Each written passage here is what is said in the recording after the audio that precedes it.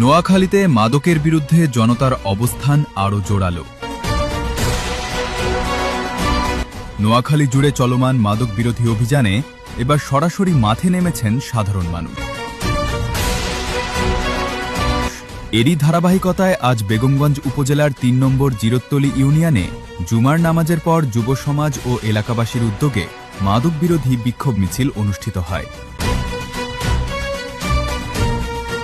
মিছিলে অংশগ্রহণকারীরা এলাকার বিভিন্ন সড়ক প্রদক্ষিণ করে মাদকের বিরুদ্ধে বিভিন্ন স্লোগান দেন এবং মাদক ব্যবসায়ী ও তাদের সহযোগীদের কঠোরভাবে সতর্ক করেন।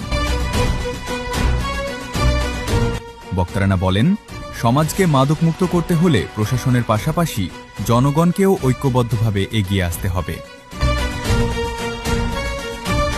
এ সময় উপস্থিত এলাকাবাসী মাদকের বিস্তার রোধে সামাজিক প্রতিরোধ গড়ে তোলার আহ্বান জানান এবং ভবিষ্যতেও এ ধরনের কর্মসূচি অব্যাহত রাখার প্রত্যয় ব্যক্ত করেন।